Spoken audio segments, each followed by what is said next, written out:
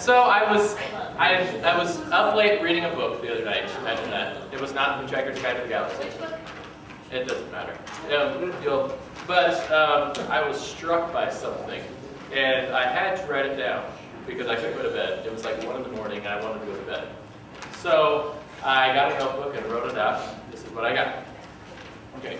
So how many of you guys believe that Jesus was a real flesh and blood person, literally down-to-earth guy? Good. Okay, so then if you believe that, I hope that you believe that he was the Son of God, he was sent down, died for us, rose again, and okay, so then how many of you guys would be surprised if he walked in physically, as I'm standing here, walked in the back door?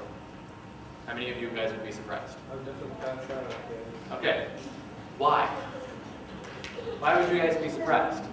Is it really so hard to believe that God would come here for a visit? So, I was reading this book, and it was about King Arthur.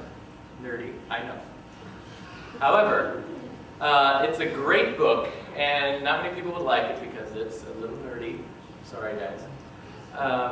But the way King Arthur would keep control of his realm was he would take out every spring, he would get all of his warriors together and ride around all of his realm. So he could show his power, and so people would say, don't mess with him, he's got a big army. So that's how he would keep his peace. And so it was never a surprise to wake up one day, there's King Arthur standing outside your town or something. Because it was his city after all, and that's what he did. He rode around and visited each town, asking how everybody was. So, if Jesus really did walk in the back door, surely, we'd say, yes, Jesus, you're here, and, we'd go on for days singing and praising and, all that kind of good stuff. Hopefully you guys would sing, by the way, if Jesus walked in the back door. I hope someone would sing.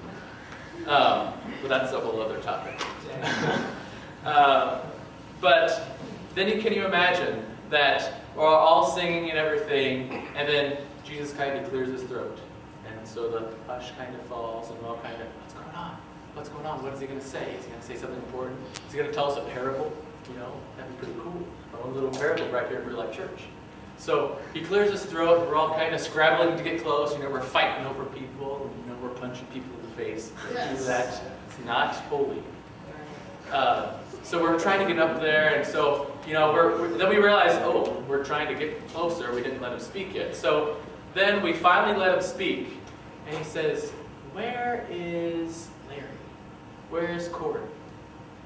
So then the crowd kind of parts. And then here's Corey.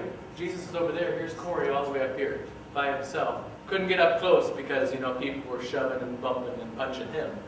So he couldn't get up close. So can you imagine how awesome that would feel if Jesus came to Real Life Church for the sole purpose of saying, where's Corey?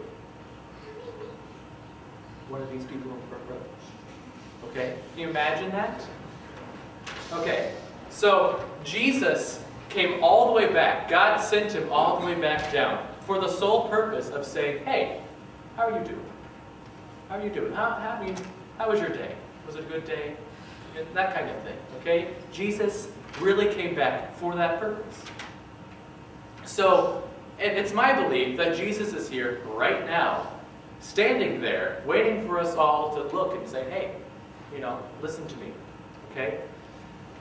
When Arthur came to town, every year with his warriors, everybody from miles around came out to see him. Because when he came around, he would give them what was neat in the day, which would still be pretty neat to me.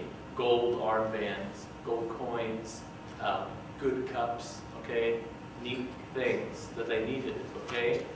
Jesus would give us some pretty cool stuff.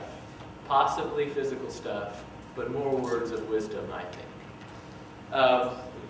So at the very end of the book was divided into 3 sections. The very last section of the book, it's entitled Anarin. And that's the name of the last character in the book. And he's just this little bitty boy whose dad takes him to see Arthur. And he says, Lord, will you take my son into your care so that he can learn to be a better guy? Because he's, young and he wants to grow up real well. So Arthur, kind of goes around with this, asks his buddies behind him, and says, yeah, I think so. So he lets the boy into his confidence. And so the boy grows up, turns out to be one of his greatest advisors, battle chiefs, and everything. You see, Aneurin, the boy, had to trust that all of Arthur's decisions, and his dad was giving him to him, that they were going to lead him somewhere. So, if you'll follow my analogy, we have only to trust God, to turn around at the sound of the door opening, hear him calling Courtney, someone in here. Hear him calling them and say, hey, here I am, Jesus. Try to get through the crowd. Don't wait for the crowd to part. Push through, punch people if you need to. Okay? Thank you.